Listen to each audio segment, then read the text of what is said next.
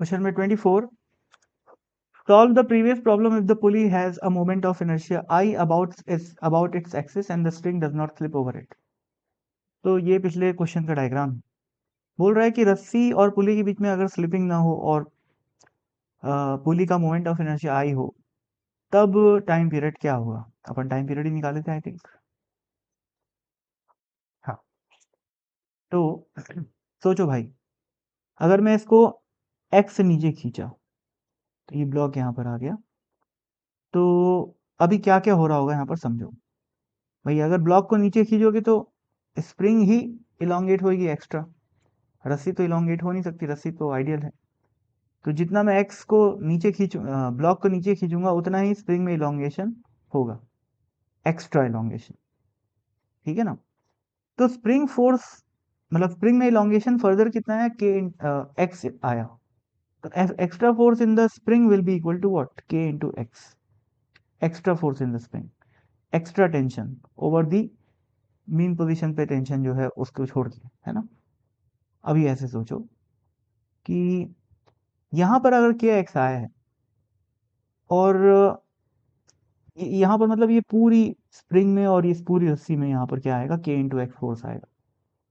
लेकिन उससे क्या इस पूरी रस्सी में सेम फोर्स आएगा? नहीं आएगा। क्यों नहीं आएगा? क्योंकि यहाँ पर स्लिपिंग नहीं हो रही है। स्लिपिंग अगर नहीं हो रही है तो क्यों नहीं हो रही है? क्योंकि रस्सी और पुली के बीच में फ्रिक्शन है। रस्सी और पुली के बीच में अगर फ्रिक्शन होगा तो पुली के दोनों साइड जो रस्सी है, यानी कि ये वाली और ये वाली, यहाँ पर टेंशन सेम नहीं होगा। ठीक है। तो कहाँ पर होगा सोचो। मैं उसको डिस्प्लेस कर चुका हूँ नीचे, तो ब्लॉक की टेंडेंसी ऊपर जाने की है क्योंकि एक्स्ट्रा फोर्स ऊपर लगेगा। ब्लॉक ऊपर जाएगा तो रस्सी भी ऐसे गोल घूम के इधर आएगी, और रस्सी के साथ साथ ये पुली भी ऐसे गोल घूम के इधर आएगी।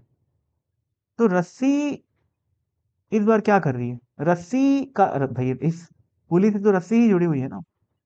तो रस्सी पे इस डायरेक्शन में जो टेंशन लग रहा है जिसकी वैल्यू के इंटू एक्स है, और इस डायरेक्शन में जो टेंशन लग रहा है उसको मैं टी मान देता हूँ, वो दोनों अलग अलग होगा। ठीक है। अब ये डिस्प्लेस्ड पोजीशन में पुली की एफबीडी है, डिस्प्लेस्ड पोजीशन।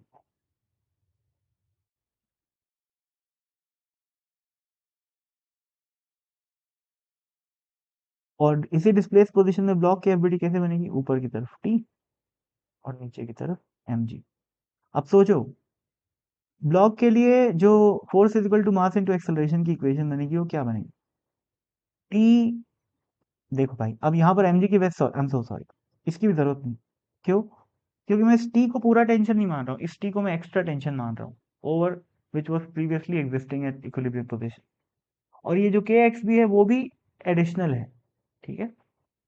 पहले तो भाई रस्सी में mg टेंशन रहा ही होगा, तभी तो ये ब्लॉक इक्विलिब्रियम में था। तो mg के ऊपर ये kx आया है और mg के ऊपर ये टी टेंशन आया इस वाली रस्सी में। ठीक है।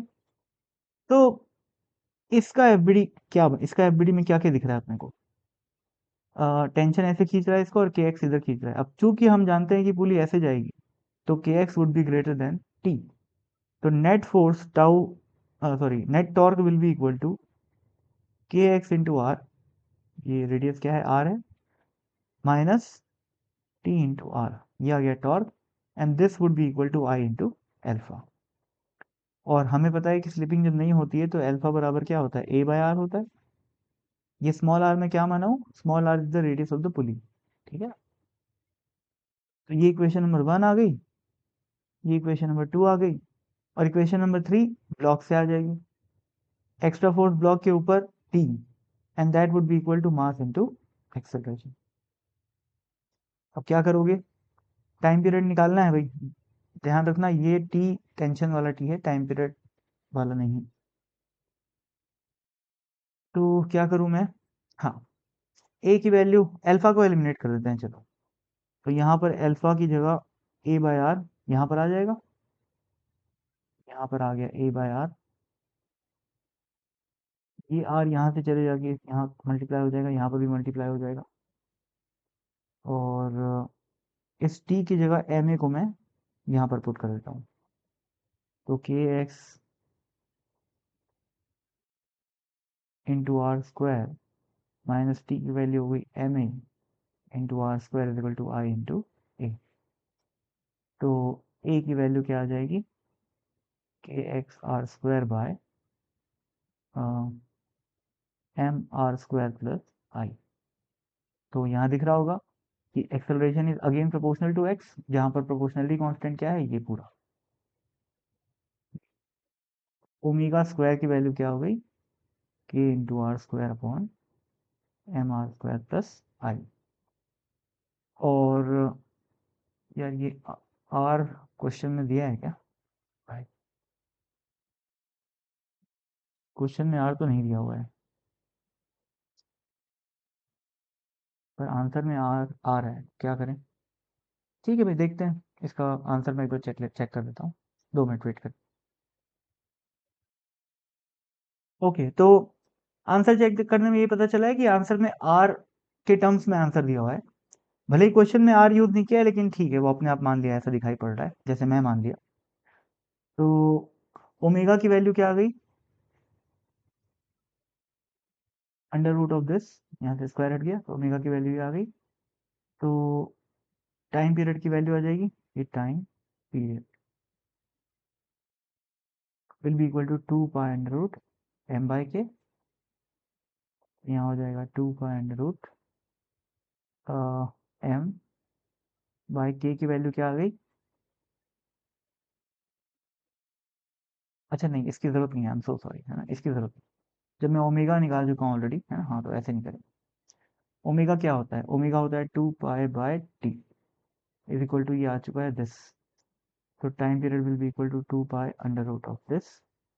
तो कितना आ जाएगा ये, K R square upon M are square plus I.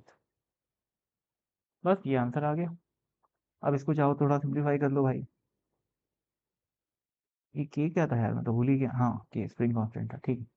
तो इसको ऊपर ले जाओ तो क्या बन जाएगा, 2 pi under root m are square plus I upon a into are square. ये हो गया अपना टाइम पीरियड।